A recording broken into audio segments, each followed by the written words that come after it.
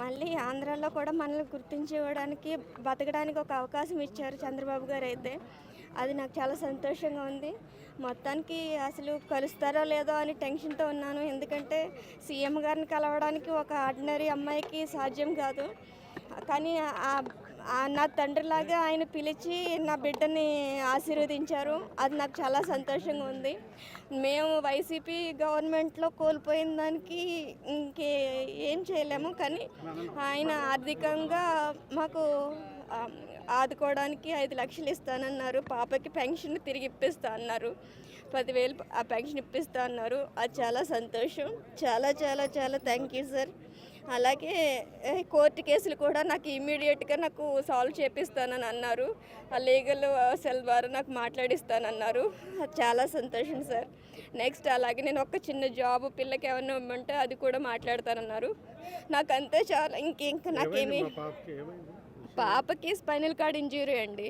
ఆ spinal cord injury నేను operation చేయించుకుందామంటే మా ఇల్లు అమ్ముకోకుండా దాడిచెట్టు రాజా గారి గన్మెన్ కానిస్టేబుల్ మమ్మల్ని చాలా ఏడిపించారు సార్. మా పాపని నన్ను ఈరోజు పూర్తిగా మంచానికి అంకితం చేసేసారు. ఈడ్చి కొట్టేశారు పిల్లని. దాని ప్రాపర్టీ దానికి ఇప్పించమన్నానని నన్ను, మా ఆయన్ని, మా పాపని ముగ్గురిని కలిపి మెంటల్ హాస్పిటల్లో జాయిన్ చేశారు సార్ ఆ పోలీసులు, వైసీపీ నేతలు. వాళ్ళ నుంచి బయట రప్పించి గండి బాబ్జీ గారు, అనిత్ గారి ద్వారా చంద్రబాబు గారు గీతన్స్ హాస్పిటల్లో చేర్పించి నాకు నా బిడ్డకి ప్రాణభిక్ష పెట్టారు. శ్రీభరత్ గారికి, లోకేష్ గారికి నేను ఎంతో రుణపడి ఉన్నాను సార్. వాళ్ళ దాడిలో మీ పాపకి ఇట్లా అయిందమ్మా? అంతకుముందేనా? కొంచెం ఉంది సార్. దానికి పూర్తిగా ఈ దాడిలో పూర్తిగా చంపేయడానికే ట్రై చేశారు సార్. నాకు ఎటువంటి పొలిటికల్ పోలీస్ బ్యాక్గ్రౌండ్ లేదు సార్. నేను ఒక సాధారణమైన గృహిణిని అంతే. నా బిడ్డ కోసం నా బిడ్డ ప్రాపర్టీ అమ్ముకుని దానికి న్యాయం చేసుకోవాలనుకున్నాను. స్థలం గురించేనండి. ఇంకా కాశీ వెళ్ళిపోయామండి. ఇంకా ఇంకా ఇంకా జగన్మోహన్ రెడ్డి గారే మళ్ళీ వస్తే నేను ఇంకా అక్కడ గంగలో దూకేద్దాం అనుకున్నాను సార్. కానీ నా అదృష్టం కొద్దీ చంద్రబాబు గారు గెలిచారు. చంద్రబాబు గారు కాదండి, నా బిడ్డ గెలిచింది. చంద్రబాబు గారు, పవన్ కళ్యాణ్ గారు, లోకేష్ గారు, భరత్ గారు కాదండి. ఈరోజు నా బిడ్డ గెలిచిందన్నంత ఆనందంగా నాకైతే ఉంది. ఆడపిల్లలు ప్రశాంతంగా స్వతంత్రంగా బతికే హక్కు కోసమే నేను కష్టపడ్డాను సార్. ఒక ఆడపిల్ల జీవితమే కష్టం, అందులోనే అది దివ్యాంగురాలు అయితే ఇంకా నరకం.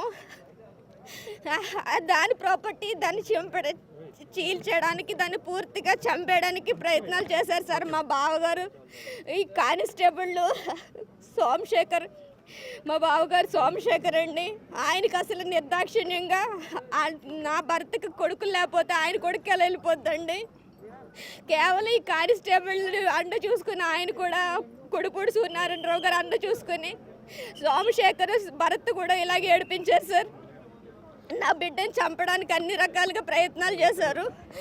ఇప్పుడు రక్షించారు. Thank you sir. Thank you so much.